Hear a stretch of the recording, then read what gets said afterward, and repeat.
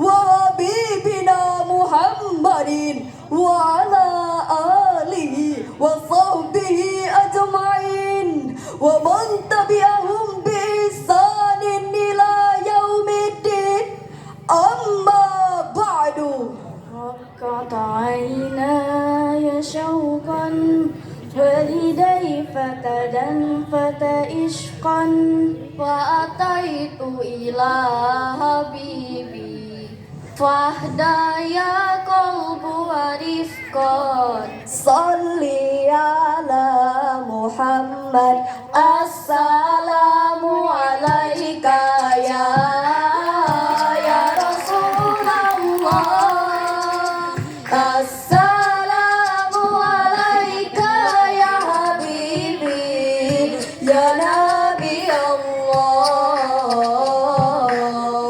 يا رسول الله. Jalan-jalan ke Tari Harapan, Singgah sebentar di rumah Pak Ahmad. apa kabar wahai kawan? Apakah sehat? Alhamdulillah. Hadirin rahimakumullah, puji serta syukur atas kehadirat Allah Subhanahu wa ta'ala. Atas berkat dan nikmatnya kita dapat berkumpul di tempat ini untuk melaksanakan acara Musabaqah Tilawatil Quran yang ke-44 tingkat kecamatan di desa kami tercinta, yaitu Desa Tari Harapan. Dewan Hakim yang arif dan bijaksana, hadirin sebangsa dan setanah air yang kami banggakan. George Peng dalam bukunya yang begitu fenomenal, Management Inquiry XX What Will Be Important in Future, memproyeksi bahwa teknologi akan berkembang dengan cepat, Pesat, melesat, dan begitu dahsyat. Perkembangan teknologi akan berdampak luar biasa dan akan merubah tatanan kehidupan. Buku yang ditulis pada tahun 2004 ini memprediksi begitu banyak perubahan yang akan terjadi sebagai dampak dari perkembangan teknologi. Mulai dari perubahan cuaca dan musim yang bisa kita ganti sesuka hati, pembangunan kompleks perumahan di pulau, manusia robot banyak diciptakan. Bahkan pada tahun 2091 diprediksi bahwa penggunaan teknologi akan digunakan dalam praktik ibadah keagamaan. Sungguh begitu dahsyat perubahan yang akan kita rasakan. Hadirin, ibarat dua mata pisau, perkembangan teknologi memberikan dampak yang sangat besar sekaligus memberikan ancaman bagi praktik ibadah keagamaan. Perkembangan teknologi informasi telah mengantarkan kita pada era di mana dakwah semakin tersebar luas tak terbatas, dari tingkat lokal hingga internasional, dari dunia nyata hingga ke dunia maya, dari musola masuk ruang-ruang viara hingga gereja, dari yang mendengarkan puluhan hingga jutaan kajian yang menggunakan kitab-kitab kuning dan tebal hingga kita berbasis digital. Namun sayang hadirin, dakwah di era digital masih belum sesuai dengan harapan. Masih banyak dai-dai yang gagap teknologi, sehingga media banyak diisi oleh tayangan-tayangan yang merusak pikiran dan hati, seperti tayangan pornografi dan porno aksi, ragam berita kontroversi, ancaman hoax dan provokasi. Bahkan media menjadi sarana penyebaran ideologi yang bisa merusak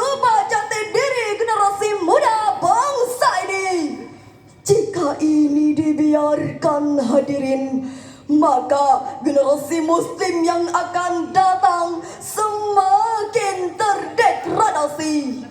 Mengingat betapa pentingnya hal ini, maka pada musabaqah syarhil Quran kami akan menyampaikan syarahan Al-Quran yang berjudul Dakwah di Era Digital. dengan landasan Al-Quran surah An-Nahl ayat 125. Berikut lantunannya. Dung kepada Allah dari godaan syaitan yang terkutuk, dengan menyebut asma-Mu ya Allah yang Maha Pengasih lagi Maha Penyayang. Serulah manusia kepada jalan Tuhanmu dengan hikmah dan pengajaran yang baik, dan berdebatlah dengan mereka dengan cara yang baik. Sesungguhnya Tuhanmu dialah yang lebih mengetahui siapa yang sesat dari jalannya, dan dialah yang lebih mengetahui siapa yang mendapat petunjuk. Hadirin wal hadirat rahimakumullah, dalam perspektif ilmu balaghah, ayat tersebut menggunakan gaya bahasa dalam insya talabi dalam bentuk amar, yaitu sebuah ungkapan yang menunjukkan tuntutan dari atas kepada objek yang di bawahnya. Dakwah dengan hikmah Dengan huruf tanpa pada, melahirkan sebuah terobosan dakwah melalui pagelaran wayang, sehingga yang menonton tenang, senang, tertawa riang, tidak uring-uringan, bisa sambil makan pulangnya kenyang, tidak menimbulkan perpecahan, perkelahian, apalagi peperangan. Dahsyatnya hadirin, setelah pulang banyak di antara mereka yang memeluk agama Islam. Dengan demikian, dakwatun bil hikmah mendorong adanya transformasi dakwah di era digital dengan menghadirkan konten-konten dakwah yang indah, ramah, menggugah, namun tetap berfaedah. Konten dakwah juga harus dibuat unik, Asyik dan menarik, sehingga anak-anak yang kecanduan main game lebih memilih mendengarkan tilawah. mama yang biasa mencari berita artis idaman beralih ke tayangan pengajian, anak-anak muda yang biasa asik mendengarkan lagu beralih menuntut ilmu. Gak mau ketinggalan. Bapak-bapak yang asyik nonton bola di rumah lebih memilih mendengarkan ceramah. Namun faktanya hadirin, banyak orang yang mengerti IT tidak memahami konsep sabili Rabbi. Sebaliknya, banyak orang yang memahami konsep sabili Rabbi tidak mengerti IT. Demikian ungkapan Mustazhar PBNU Kiai Haji Ahmad Mustafa Bisri. Di era digital, seorang dai tidak hanya dituntut untuk menguasai ilmu syar'i, namun ia juga harus melek teknologi. Disinilah seorang dai tidak hanya dituntut untuk lebih selektif, inovatif, dan kreatif dalam menyampaikan pesan kepada umat.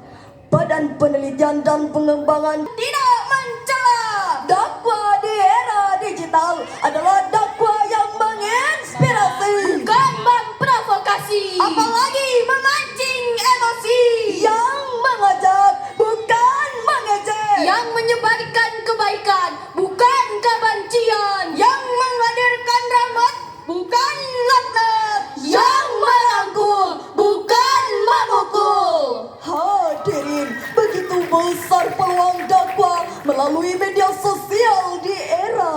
digital. Namun fakta di lapangan menunjukkan bahwa konten-konten dakwah masih belum menjadi siaran favorit dan jarang viral. Sekalinya viral, biasanya tentang isu Islam yang radikal dan fundamental.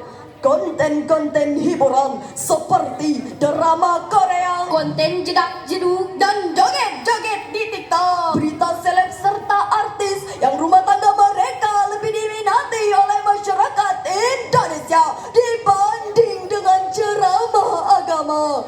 Demikian sebagaimana yang disajikan oleh Asosiasi Penyedia Jasa Internet Indonesia.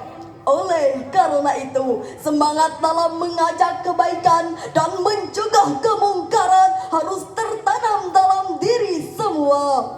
Allah Subhanahu wa Ta'ala memberikan kita gelar khairul ummah sebagai umat terbaik. Sebagaimana dalam firman Allah Al-Quran Surah Ali Imran ayat 110, berikut lantunannya. Transformasi dari era tradisional ke era digital. Kedua, dari konten yang monoton menjadi asyik ditonton. Dari narasi yang penuh benci menjadi narasi yang menginspirasi. Dari debat yang menegangkan menjadi debat yang menyenangkan.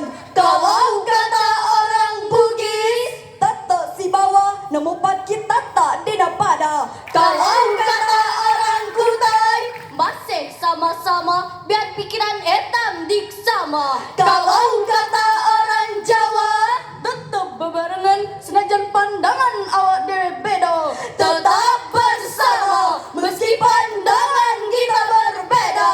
Sebelum kami mengakhiri syarahan ini, izinkanlah kami berpantun. MTQ Kecamatan di Tani Harapan, Para kafilah pun beraksi. mohon maaf bila ada kesalahan. Cukup sekian dan terima kasih. Wabillahi taufik